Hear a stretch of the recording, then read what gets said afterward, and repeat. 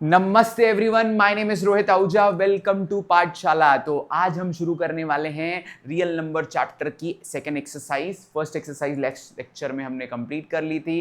अब हमें आगे बढ़ना है। ये एक्सरसाइज में एक छोटा सा प्रूफ है जो कि इनडायरेक्ट प्रूफ है। इनडायरेक्ट प्रूफ का मतलब क्या होता है मैं तुम्हें थोड़ा डिटेल में समझा दूं। इधर हमें प्रूव करना है। क्या प्रूव करना है? देखो, हमें प्रूव करना है root two is an irrational number. हम मान लेंगे क्या कि रूट टू इर्रेशनल नंबर नहीं है, मतलब मान लेंगे कि रैशनल है। फिर कुछ ऐसी आर्ग्यूमेंट्स देंगे जो हमारा अजम्पशन था वो क्या था, इनकरेक्ट था, और फिर मतलब जो हमने बोला वो इनकरेक्ट था, मतलब उसका उल्टा सही होगा। इसको कहते हैं इनडायरेक्ट प्रूफ। तो सर ये इनडायरेक्ट प्रूफ हम क्यों कर रहे हैं? ठीक है, क्योंकि बेटा कुछ कुछ ऐसी सिचुएशंस होती है जहां पे डायरेक्ट प्रूफ अवेलेबल नहीं होता है, वहां पे इनडायरेक्टली प्रूव करना पड़ता है। तो इस वाले क्वेश्चन में हमें इनडायरेक्ट प्रूफ करना है। देखो ये बहुत बच्चों को नहीं समझता है, ठीक है, तो मैं कोशिश करूंगा कि ये तुम्हारे लिए इजी बनाऊं। ठीक है, तो थोड़ा ध्यान देना पड़ेगा। ये टेक्स्ट बुक का सॉल्व पार्ट है, लगभग सब इसको इग्नोर कर देते हैं, बोलते हैं कि हाँ भाई मान लो, क्या मान लो कि रूट टू क्या है, इर्रेशनल है, ऐसा नंबर मान लो। पर नहीं, हम इसको थोड़ा समझने की कोशिश करेंगे। ठीक है, कोशिश करनी है, नहीं समझा तो फिर तुम मान लेना भाई, और क्या। ठीक है, कोशिश करेंगे, पर मैं 100% गारंटी देता हूं अगर तुम ध्यान से देखोगे तो समझ में आएगा। पहली बार में शायद ना आए, ठीक है, हर किसी की अपनी अपनी एक लेवल होती है अंडरस्टैंडिंग की। पहली बार में ना आए, पर दोबारा देखना, 3 बार देखना, समझ में आएगा। ये ऐसी ही चीज है यार, पहली बार में नहीं आती है। ठीक है, एज ए स्टूडेंट मैं भी तुम्हारी जगह पे बैठा रहूंगा तो पहली बार में शायद नहीं आएगी मेरे को, बट फिर भी हमें ट्राई करना है, क्योंकि ऐसी आर्ग्यूमेंट्स अगर हम अभी से इग्नोर करना शुरू करेंगे ना तो 10th की मैथ्स, 11th-12th की मैथ्स तो फिर बहुत डिफिकल्ट लगती है। ठीक है, तो शुरू करते हैं। थोड़ा डिफिकल्ट पार्ट है पर इंजॉय करेंगे। ठीक है, देखो क्या है, बोल रहे हैं कि root two is an irrational number. इसको प्रूव करना है यूजिंग इनडायरेक्ट प्रूफ। ठीक है, तो देखो मैं कैसे करता हूं। तो मैं लिख लेता हूं, ठीक है, जस्ट अ मिनट।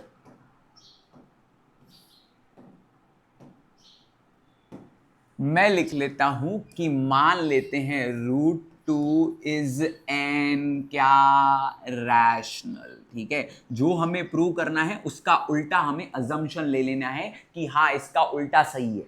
उसका उल्टा सही है मतलब रूट टू इरेशनल नहीं है तो क्या होगा, रैशनल ही होगा। दो ही कैटेगरी है, तो हम मान लेंगे root two is an rational number. ठीक है, तो अगर रूट टू रैशनल है तो भाई हमको पता है every rational number can be written in P by Q form.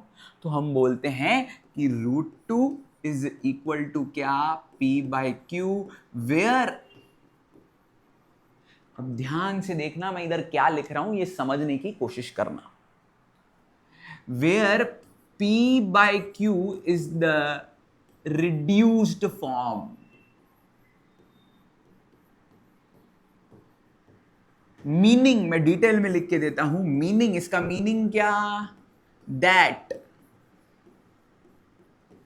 P and Q have no common factor। Sir पता नहीं आप क्या लिखते रहते हो। देखो बेटा, कोशिश करनी है हमको समझने की कि मैंने क्या लिखा है। ठीक है, P by Q क्या है, reduced form, meaning P and Q have no common factor. इसका मतलब कि P और Q 2 और 4 नहीं हो सकता, भले ये रैशनल है, पर बेटा इनमें क्या है, कॉमन फैक्टर है ना 2, तो कटिंग और होगी, मतलब ये एकदम फुल्ली रिड्यूस्ड फॉर्म है। जैसे कि सर एग्जांपल दो, 2/3 हो सकता है, 5/3 हो सकता है, मतलब ऐसे नंबर जो फर्दर कटिंग ना हो।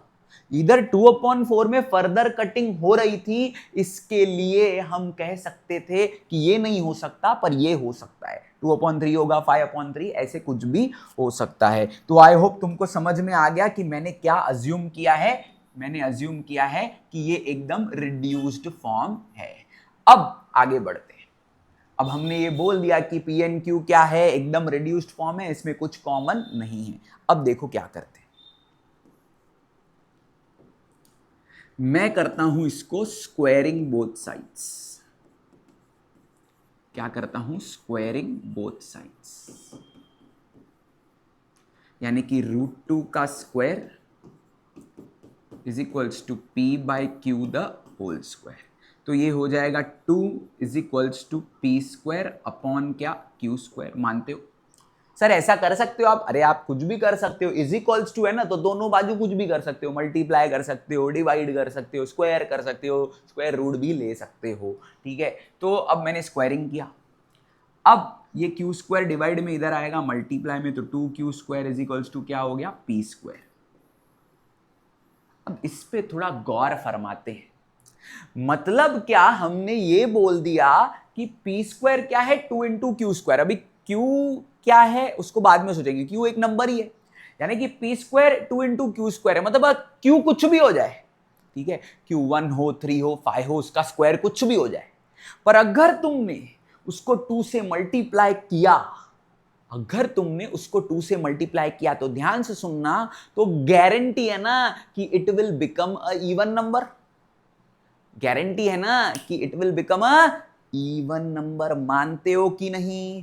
तो मैं लिख देता हूं दिस इंप्लाइज, इसको लिखते हैं इंप्लाइज, ये जब तुम डबल इक्वल टू के बाद ऐसे एरो लिखते हो ना, इसका मतलब होता है इंप्लाइज। इसका मतलब क्या है रे? इसका मतलब ये है, इसका मतलब ये है कि p² एक इवन नंबर है, p² इज एन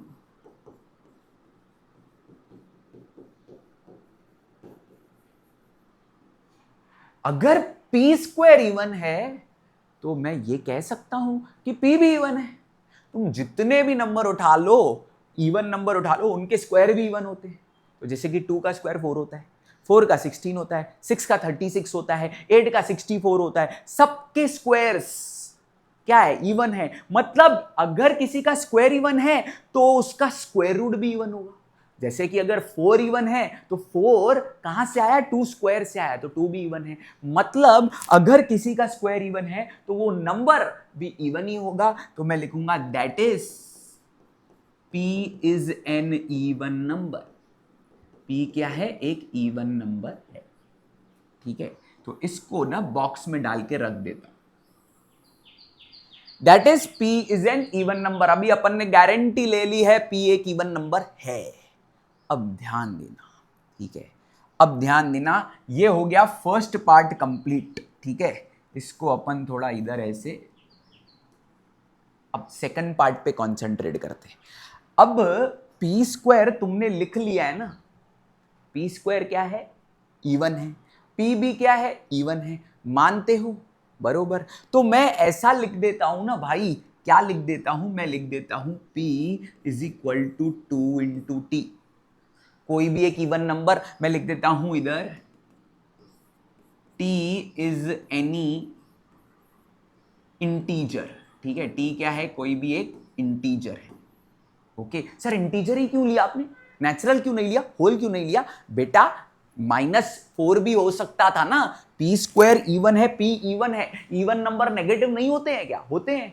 तो मैंने मान लिया p is equals to 2t, मैंने क्या मान लिया, p is equals to 2t, ठीक है। t is an any integer, ठीक है, p इवन है तो इसके लिए 2 इंटू टी माना है, t कोई भी एक इंटीजर है। अब ध्यान देना, अब मैं करता हूं स्क्वायरिंग बोथ साइड्स,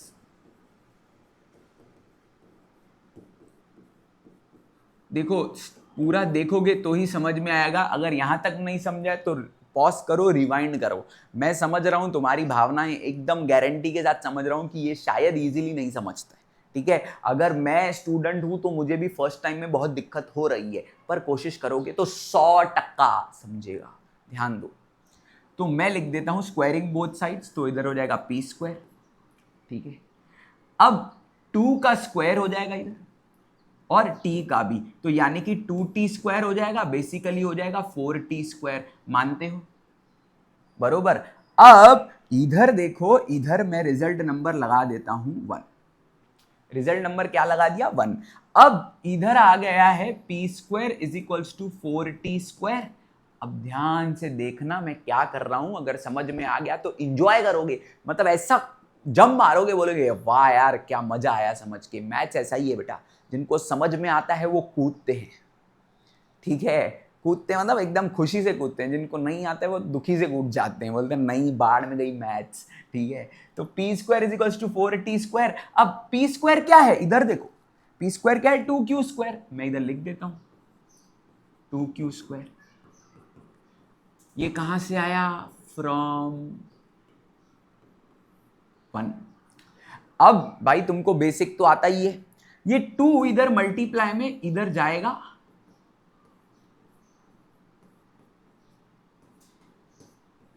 ये हो गया 2t²। q² क्या आ गया? 2t²। ध्यान देना, बड़ा मजा आने वाला है। तो अब मेरे को इतना पता चल गया q² क्या आ गया है, 2t²। ठीक है, मैं इधर ही लिख देता हूं भाई, उम्मीद है कि तुमको दिख रहा है। ठीक है, 1 मिनट, p नहीं भाई, 1 मिनट, हाँ। तो मैं इधर लिख लेता हूं q² is equals to 2t²। यहां तक समझ में आया तो भाई वीडियो को पॉज करो और थम्स अप लगाओ कि हाँ हमारी मैथ्स अच्छी है, हमको समझ में आ रही है। ठीक है, लाइक वाइक मत करो, भले कमेंट में दिखाओ, I don't care about the like, पर तुम समझ रहे हो, आई केयर अबाउट दैट। ठीक है, समझ रहे हो तो मजा आ रहा है तो मेरे को बताओ सर, यार मजा आ गया यहाँ तक। एक बार फिर से, क्योंकि यहां तक पहुंचते पहुंचते हम भूल जाते अपन ने शुरू क्या किया था, क्वेश्चन क्या था। ऐसा होता है, 100% होता है। ठीक है, देखो क्या हो रहा है, फिर इसे समझते हैं भाई। अपने को करना क्या था, अपने को प्रूव करना था कि √2 क्या है, एक इर्रेशनल है। तो हमने कहानी शुरू कर दी, बोल दिया कि नहीं नहीं, √2 इर्रेशनल क्या नहीं है, हमने बोल दिया कि वो एक रैशनल है। अगर वो एक रैशनल नंबर है तो उसको p/q फॉर्म में लिखा जा सकता है। ठीक है, तो √2 इज एन इरेशनल नंबर, तो हम लोग लिखा therefore √2 is equals to p/q, where p/q is the reduced form, meaning that p and q have no factors. ठीक है, अब सर ये इतना लिखना है, अगर तुम्हारी इच्छा, तुम्हें लिखना है नहीं लिखना है, इट्स अप टू यू। यहां तक लिखो, इज द रिड्यूस्ड फॉर्म लिखो, ये मैं तुम्हारे लिए लिख के दिया, meaning that p and q have no common factor. Teacher को पता है रिड्यूस्ड फॉर्म क्या होता है। ठीक है, तो टीचर को भले तुम एक्सप्लेन ना करो, पर जब तुम पहली बार कर रहे हो तो डेफिनेटली लिखना क्या, कि p and q have no common factor. उसके बाद हमने क्या किया, स्क्वायरिंग किया, √2 का स्क्वायर निकाला, 2 आया, p का p², q का q²। अब q² इधर डिवाइड में था, इधर गया मल्टीप्लाई में, तो 2q² इज इक्वल्स टू आ गया p²। अब p² 2q² है, q² कुछ भी हो भाड़ में जाए, मेरा लेना देना नहीं है। अगर वो 2 से मल्टीप्लाई हो रहा है, मतलब मैं गारंटी देता हूं किस चीज की रे, p² एक इवन नंबर है। अगर p² इवन है तो उसका स्क्वायर रूट भी इवन होगा, मतलब p² इवन है, वो स्क्वायर निकल गया है, तो p भी एक इवन नंबर होगा, p भी एक इवन नंबर होगा। वही मैंने लिखा, क्या p² is an even number, that is p is an even number. यहां पे तुमने इधर ब्रैकेट लगा के प्रूव कर दिया कि p is an even number. ध्यान देना, फिर तुमने कहानी शुरू की, अगर वो एक इवन नंबर है तो उसको ऐसे लिख सकते हैं, p is equals to 2t, t is an any integer. फिर हमने स्क्वायरिंग किया, फिर p² हुआ, 2t का स्क्वायर हो गया 4t²। फिर p² is equals to 4t² तुमने लिखा। फिर p² क्या था, इधर से हमने देखा p² क्या था, 2q², इधर आ गया।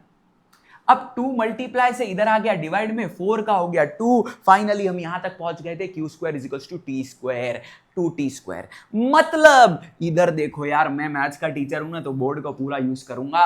अब देखना आखिरी पार्ट, यानी कि लास्ट पार्ट ऑफ द सम। ठीक है यार, थोड़ा मेरे को ना मेरे साथ भुगत लो, कि मेरी बहुत गंदी आदत है, मैं बोर्ड पे इधर उधर लिखता हूं, कोशिश करूंगा ये आदत सुधार लूं मैं। अब ध्यान से देखना, मैं इधर क्या लिख रहा हूं, q इज इक्वल्स, इधर लिख देता हूं q² is equals to 2t²।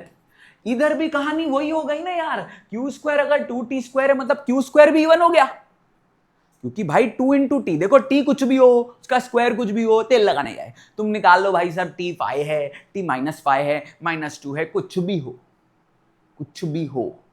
अब ध्यान से सुनना, उसका स्क्वायर निकाला, 5 था, 5 का आया 25 आया, 25 इंटू 2, 25 इंटू 2 क्या होता है, इवन 50। तो अगर वो 50 इवन है तो वो जो उसका स्क्वायर निकल के आया होगा वो भी क्या होगा, इवन। तो मैं लिखूंगा Q इज एन क्या क्या, Q² इज एन, पहले Q² is an even number.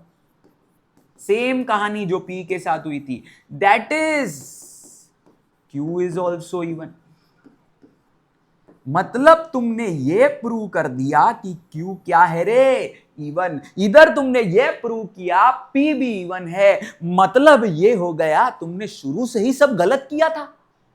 है ना, हमारा अजम्पशन ही रॉन्ग हो गया, क्योंकि हमने अज्यूम किया था कि भाई P और Q को कोई कॉमन फैक्टर नहीं है, पर अगर दोनों नंबर इवन हैं तो एक कॉमन फैक्टर तो होता ही है, और वो कौन सा होता है बच्चा लोग, वो होता है 2, क्योंकि अगर कोई इवन नंबर है तो गारंटी है ना 2 की टेबल में आएगा। इवन नंबर कहां से शुरू होते हैं सर? इवन नंबर 2 से शुरू होते हैं सर। माइनस में भी हो सकते हैं, टेंशन मत लो, अभी हम माइनस को साइड में रख देते, पर समझने की कोशिश करो। अगर P2 है Q4 है तो दोनों 2 की टेबल में आएंगे, मतलब दोनों में कॉमन फैक्टर है, पर हमने अज्यूम किया था कि कॉमन फैक्टर नहीं आना चाहिए, मतलब अपना अजम्पशन क्या है रे, क्या है ना, अजम्पशन क्या है, इनकरेक्ट है। यानी कि अगर अजम्पशन ही इनकरेक्ट है, मतलब हमने जो शुरू किया था वही गलत है। क्या गलत है? √2 रैशनल है, ये बोलना गलत है, और हमने बता दिया कि ये बोलना गलत है, तो क्या बोलना सही है कि √2 रैशनल नहीं है, √2 एक इरैशनल है। अभी भाषण लिखना बाकी है बेटा, ठीक है, हम लोग लिखेंगे therefore P and Q have common factor 2 as both are even, both are even, दोनों क्या है? इवन है, इसके लिए हमारा अजम्पशन गलत है। तो एक काम करते हैं, मैं ना इधर एक पेज ऐड करता हूं तुम्हारे लिए ठीक है, थोड़ा भुगत लो मेरे से, जगह बचाइए क्या मैंने? नहीं, इधर मैंने ये बता दिया, रिमेंबर दिस। ठीक है, एक काम करते हैं, थोड़ा एडजस्टमेंट करते हैं, मेरे साथ एडजस्ट करो बेटा। अब देखो, मैंने यहाँ से किया था शुरू, यहाँ पे लास्ट लिखा था, इसको सेकंड लास्ट लिख लेते हैं, ठीक है। अब लास्ट पार्ट इधर लिखता हूं मैं, ठीक है। Finally that is our assumption was क्या? इनकरेक्ट। हमारा assumption क्या था? Incorrect. therefore √2 is an irrational number। इसी के साथ बड़े सुकून के साथ मैं कह सकता हूं कि मैंने इस थ्योरम को समझाने में तुमको जस्टिफिकेशन दिया। हालांकि खिचड़ी बन गई है, पर जिन्होंने ध्यान दिया उनका खिचड़ी नहीं, उनका सब अच्छे से बना है। क्या था ये? देखो, ये पूरा फर्स्ट पार्ट, ये सेकंड पार्ट, और ये लास्ट पार्ट, ठीक है। तो इसको मैं लास्ट मार्क कर देता हूं, ठीक है, ये अपना सेकंड लास्ट है। तो भाई आई होप तुमको समझा है, अगर समझा है तो प्लीज़ मुझे कमेंट करके बताओ। भाई इसको समझाने में बड़ी मेहनत लग जाती है, बहुत अच्छे खासे बच्चे नहीं समझते। नहीं समझा है ना तो भी बताओ, I will be there for you. एक और वीडियो बना दूंगा सिर्फ √2 इरैशनल नंबर कैसे प्रूव कर देते, ठीक है, तो वो भी कमेंट में बताओ अगर नहीं समझा है। एक बार मैं कहूँगा, अगर नहीं समझा है तो वीडियो फिर से देख लो। मैंने तो बहुत कोशिश की समझाने की, नहीं समझा है तो फिर से देख लो। आगे बढ़ते हैं, उसके बाद क्या है देखो, उसके बाद रिमेंबर दिस है प्रॉपर्टीज ऑफ इरैशनल नंबर, ठीक है। अब प्रॉपर्टीज ऑफ इरैशनल नंबर बहुत ज़्यादा डिफिकल्ट काम नहीं है, देख लो क्या है। एडिशन और subtraction of rational number with irrational number is an क्या? Irrational number. मतलब तुम रैशनल और इरैशनल ऐड करोगे तो क्या आएगा मालूम है? इरैशनल है। एग्जांपल देता हूं, 3 + √5। सर √5 इरैशनल है? Yes sir. अभी हम पहचानेंगे कैसे इरैशनल कौन से हैं। सिंपली जिनके स्क्वायर रूट क्यूब रूट नहीं निकलते ना, वो इरैशनल होते हैं। जिनके स्क्वायर रूट क्यूब रूट नहीं निकलते वो क्या होते हैं? इरैशनल। मतलब निकलते नहीं है, मतलब क्या? जैसे कि तुमको पता नहीं है, पता है क्या ऐसे 2 नंबर पता है इंटीजर जिनको मल्टीप्लाई करने से 5 आएगा? नहीं पता है, तो वो क्या होंगे? इरैशनल, ठीक है। अब 3 + √5 क्या होगा? ये हमेशा ये रैशनल था, ये इरैशनल था, ये आर था, ये IR था। हमेशा इसको तुम IR ही कहोगे, मतलब इरैशनल नंबर ही कहोगे। I hope I am very much clear. आगे बढ़ते हैं। मल्टीप्लीकेशन ऑफ और division of a non zero rational number with irrational number is also an irrational number. तो मल्टीप्लाई जब तुम करोगे, ठीक है, किसको? नॉन जीरो रैशनल और इरैशनल नंबर को, जैसे कि 2√2, ये भी क्या है? हमेशा इरैशनल ही होगा। ये भी क्या होगा? हमेशा इरैशनल ही होगा। आगे बढ़ते हैं। एडिशन, सब्ट्रैक्शन और multiplication and division of two irrational numbers can be either rational or irrational. देखो बोल रहे हैं कि जैसे कि √3 माइनस √3 कर लिया तुमने, ये दोनों इररेशनल है, पर √3 माइनस √3 क्या हो गया? 0। 0 तो क्या है? रैशनल है ना। तो एडिशन, सब्ट्रैक्शन और डिवीजन, मल्टीप्लिकेशन अगर दो इररेशनल नंबर का होता है तो वो नंबर कभी कभी इररेशनल भी आ सकता है, रैशनल भी आ सकता है। फॉर एग्जांपल इधर ही मैं तुमको दिखाता हूं, अगर √3 प्लस √3 आया तो 2√3 हो जाएगा। 2√3 क्या है? 2√3 इररेशनल है। तो इधर दोनों पॉसिबल है, हमको ये करने के बाद ही पता चलता है कि इररेशनल आएगा कि रैशनल आएगा। आई होप मैंने तुमको ये थियोरेटिकल पार्ट क्लियर कर दिया है। You have finally understood it. If you have any doubts to let me know in the comments. अगले लेक्चर में हम शुरू करते हैं फिर इसके सम्स, ठीक है? अभी इस वीडियो को लंबा नहीं करते हैं, इसमें तुमने थियोरी पढ़ ली। मैं तुमसे एक चीज चाहता हूं, अच्छे से सुन लो। 2 बार, सर ये तो आप ट्यूशन टीचर की जैसे हरकतें कर रहे हो, 2 बार लिखना पड़ेगा उसका प्रूफ। जो लिखा नहीं वो याद नहीं, जो लिखा नहीं वो याद नहीं। मैथ्स का एक ही फंडा है, जिसने ये समझ लिया वो मैथ्स का टॉपर है। जो लिखा नहीं वो याद नहीं। चाहिए तो करके, तुमको भले कितना भी अच्छे से समझाओ ये थ्योरम, ठीक है? एक काम करो, या आज वीडियो देखो, कल बिना देख के लिख के दिखाना, मैं मान जाऊंगा तुमको। नहीं होता है बेटा, आज समझा है आज ही बिना देख के लिखो, फिर कल चाहिए तो एक बार बिना देख के लिखना, ठीक है? मिलते हैं अगले वीडियो में। इसमें मैंने थियोरेटिकल पार्ट कवर किया है, अब अगले वीडियो में एक्सरसाइज शुरू कर दूंगा, ठीक है? I hope you have understood. Bye bye.